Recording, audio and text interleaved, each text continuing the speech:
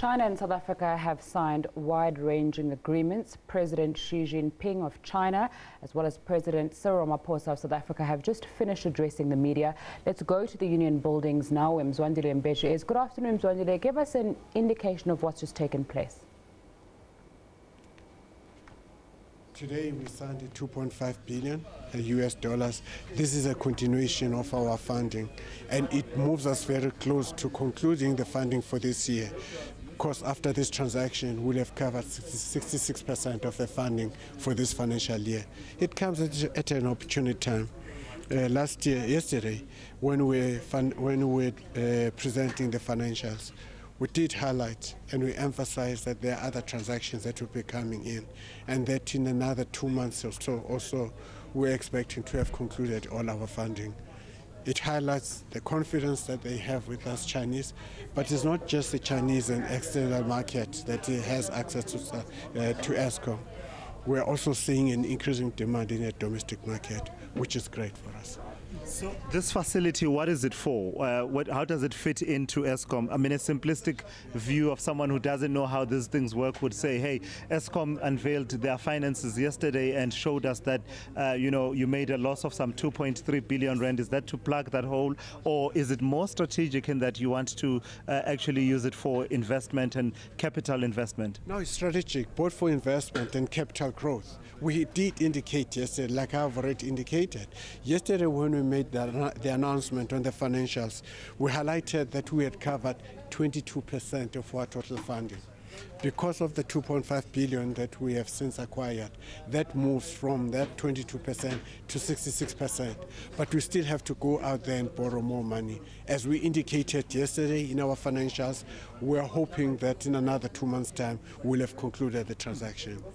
Given what's happening, Mr. Hadebe, so are we getting assured that there will not be an issue of lights out, given that you are doing something towards correcting everything that has been happening? No, it's not been lights out. No, the lights out that took place was an industrial issue. I think as Eskom, we have made all the effort possible in ensuring that South Africa has electricity. And in fact, we have gone through one of the coldest days where 35,000 megawatts of electricity was wanted. We delivered that without fail. So what I'm trying to highlight here is that Eskom is undertaking and undergoing change.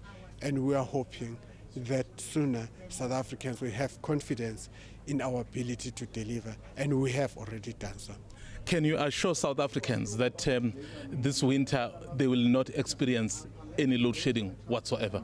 I can assure South Africans we did before, and unfortunately there were some disturbances. Holding all other things constant, we have sufficient electricity in South Africa.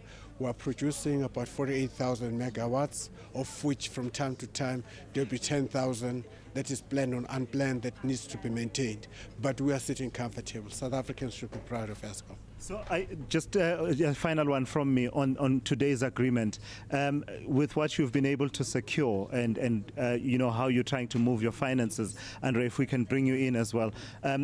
Are you able to assure South Africans that the reality of what the former Minister of Finance, Malusi Gigaba, called Eskom going belly up will not be something that we have to live with? Because I'm sure I don't have to tell you just how, horrible the consequences of that would be. So the question of going belly up, is it out of the question given what you've been able to secure here today? No, it's certainly out of the question. I think we've worked hard. We've come through a tough past 6 months.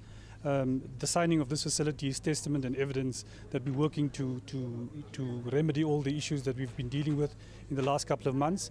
And this will certainly bolster the liquidity of Eskom.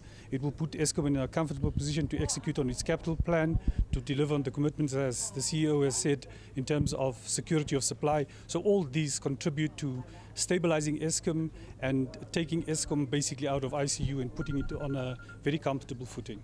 All right. If I could add, it's just in line with the announcement that was made yesterday. Yesterday, we were able to come forth and say EBITDA, that is the amount income we generate from operations, has improved. It improved from 21% to 24%. That's an increase from about 34 billion to about 44 billion rands. That has been done because of the serious and difficult, but important decisions that have to be made. The control systems have been improved. We only had one case here this year where there were issues of concern about how the transaction took place. We nip it in the bud, we put the investigations. But over and above that, not just the control systems, but you are beginning also to see the governance dominating, taking the place where it belongs. Yes, we still have a journey to travel. We still have to walk, but the trends and the lines do indicate an institution in the right direction. Of course, an institution like Eskom has gone through trying times in the past 5-10 years or so. So when we had irregular expenditure of about 19.5 billion, it did leave an impression that things are not well. But the mere fact that we've been able to go out there, clean the place, identify all those areas that need to be cleaned, clean up the place and say this is what we have to account for, is an indication of a direction we are taking. And as we move forward, we are comfortable that Eskom will be Eskom of the past. South Africans won't have to repay this loan that you've secured as guarantors of your debt. Can you assure that it won't come to that situation? We've seen it with SOEs where the time comes for those loans to be repaid and you are not able to, and the fiscus has to step in.